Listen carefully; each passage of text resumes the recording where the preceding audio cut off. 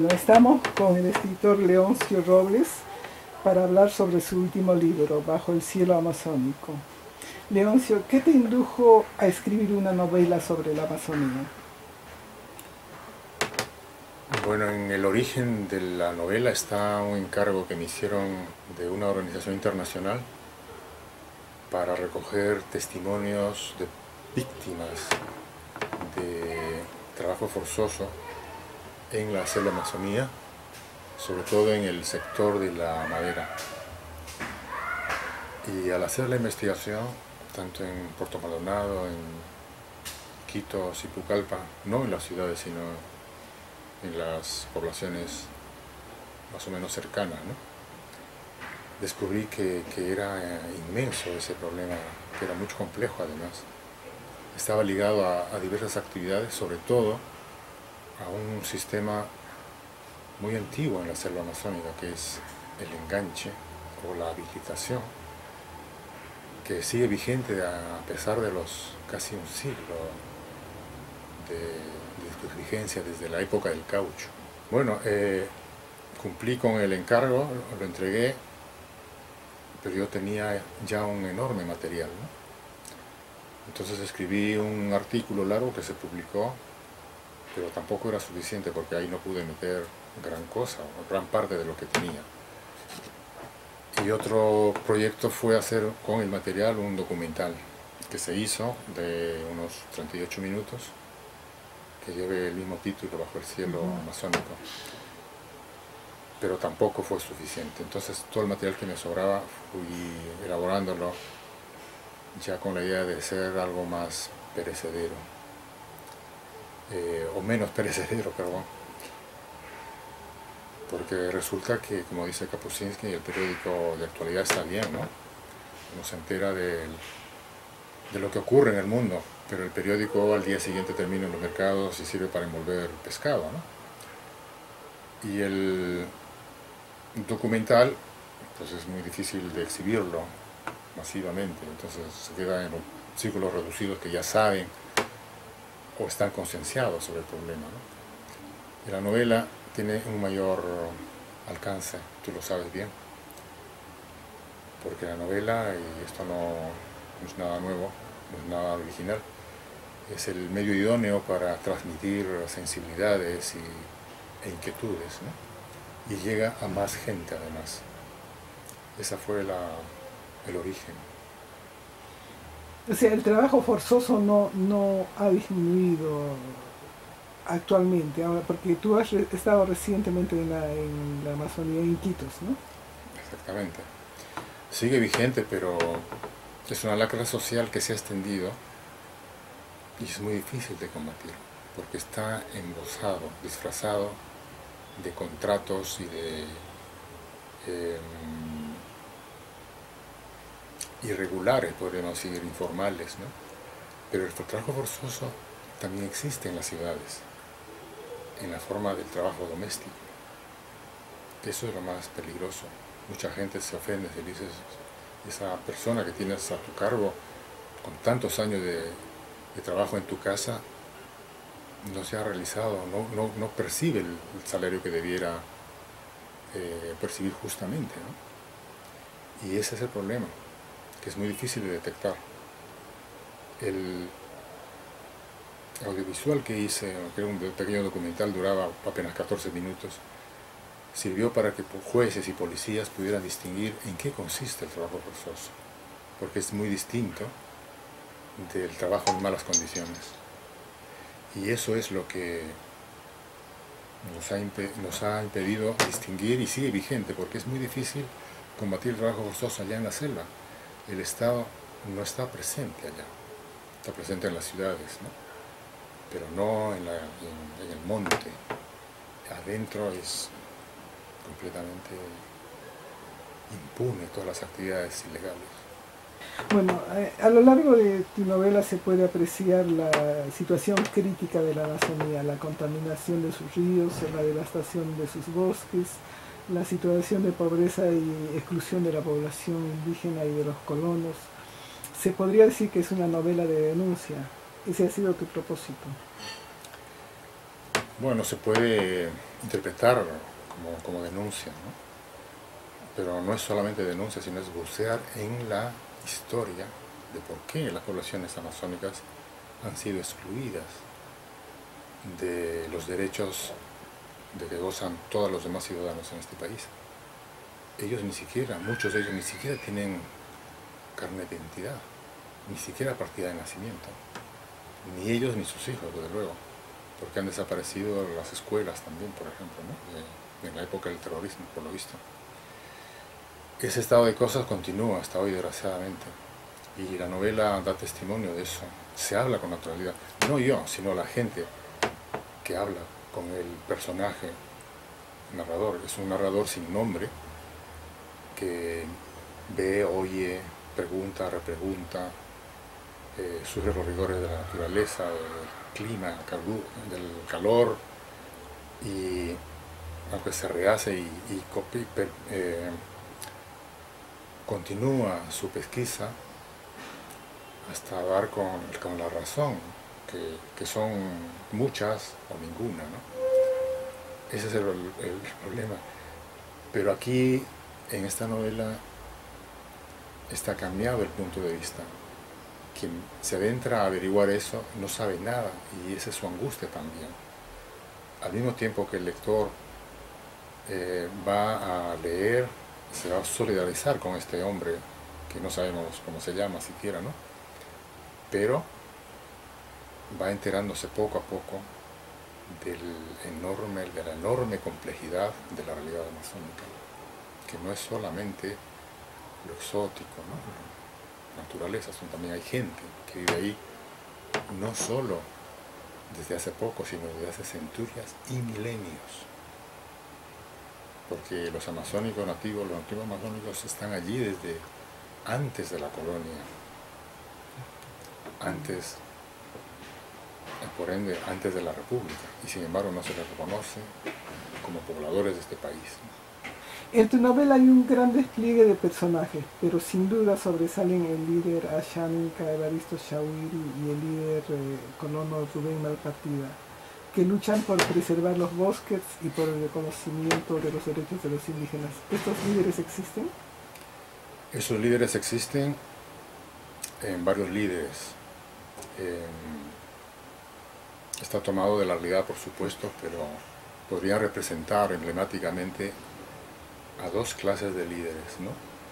Chawiri es un nativo nacido allí, y Malpartida es un poblador de la sierra peruana, de los Andes, que ha ido a buscarse la vida o buscar un lugar bajo el sol, y se ha quedado para siempre.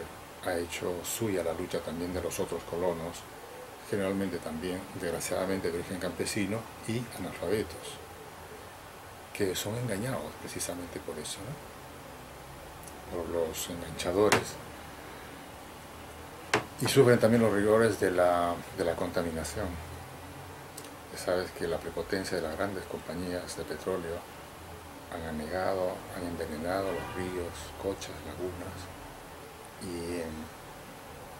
y también con el mercurio, los recientes buscadores de oro, que tragan el lecho de los ríos, faenan meses y luego invierten el mercurio en las aguas que esta gente consume, porque es un medio de vida, ¿no? En ese sentido, estos dos hombres simbolizan digamos, paralelamente, dos luchas, aunque mutuamente no se conocen, porque uno pertenece a una cuenca y el otro a otra muy lejana. Tu novela se alimenta de la antropología, la historia, la economía, para cruzar varias épocas. ¿Cómo has logrado que el movimiento de tus personajes por diferentes planos temporales se sientan tan naturales? Es quizá por el hecho de haber elegido un estilo llano, un lenguaje fluido, sin experimentos lingüísticos ni estilísticos, sino solamente lo básico, como es utilizar lo que en cine se llama flashbacks, ¿no? constantes retornos al pasado reciente o al pasado más remoto e incluso al pasado histórico, con el fin de clarificar cada situación. Pero luego se retoma el hilo argumental para reconducir el relato a través de estos dos hombres, y quizá falta allí una tercera línea que es los nativos Cocama, Wajún, Quechua de las cuencas del Pastaza, del río Corrientes y del Tigre, que sufren otro tipo de agresión, que es el vertido petrolífero. Y bueno, he mezclado diferentes personajes que interactúan. Hay un ambientalista muy lúcido, bueno, un sacerdote católico muy comprometido también con la realidad amazónica y sobre todo con el medio ambiente. Y bueno, tratar de dar una vida natural sin colocarlos ni arriba ni abajo, simplemente en un plano horizontal a todos, ¿no? Porque el narrador sin nombre se acerca a ellos con mucha modestia, porque él mismo sabe poco de la Amazonía. Entonces ese es, digamos, el truco, entre comillas, para darles voz a todos. Ese narrador eres tú, ¿no es cierto? O sea, podría ser yo, pero podría ser cualquier lector también. El narrador encarna a alguien que no sabe gran cosa de la Amazonía, o sabe poco, o sabe generalidades como todo el mundo. Tu libro le dedicas a la memoria de 4 líderes de la comunidad Xaninca de Sahueto, que fueron asesinados en septiembre del año pasado. Anteriormente, en 2011, 11 indígenas curanderos fueron también asesinados. ¿Encuentras alguna relación con estas muertes recientes? Del segundo suceso que me mencionas, yo no sabía nada hasta ayer, por ejemplo, ¿no? Pero de los otros sí, estuve enterado desde el comienzo, desde cuando se produjo, porque eran amigos míos. Aquí quiero señalar algo. Si estas muertes tuvieron repercusión en el Perú, es porque lo tuvieron internacionalmente. Cuando periódicos británicos, norteamericanos, incluso Al Jazeera, la agencia de noticias árabe, lo sacaron en primera plana en el instante en que se supo del crimen, que fue difundido por la FUNAI brasileña. Cuando tuvo esa repercusión, solo entonces los medios peruanos le dieron cabida en el periódico, en la televisión, es decir, 2 o 3 semanas después. Extrañado de que todo el mundo hablaba de estos hombres, empezaron a preguntarse quiénes eran, ¿no? Y ahora habla todo el mundo de ellos, pero yo los he conocido en la vida real y han sufrido muchísimo.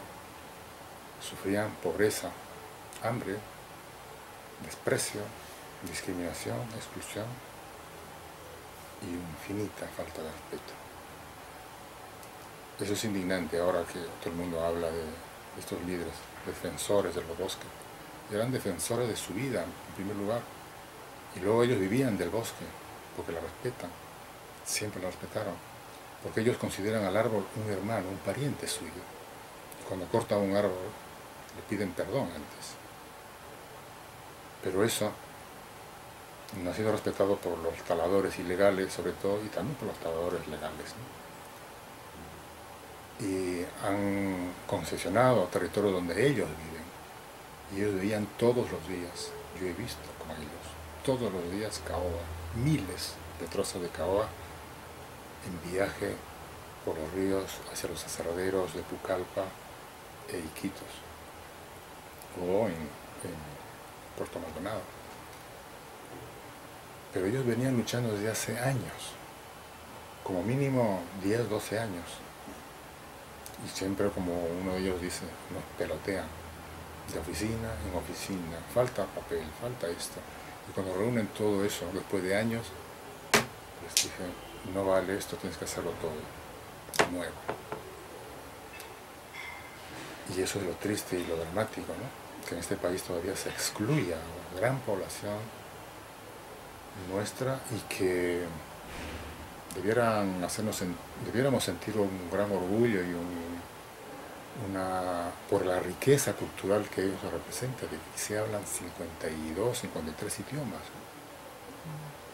gran parte de ellos en la Amazonía.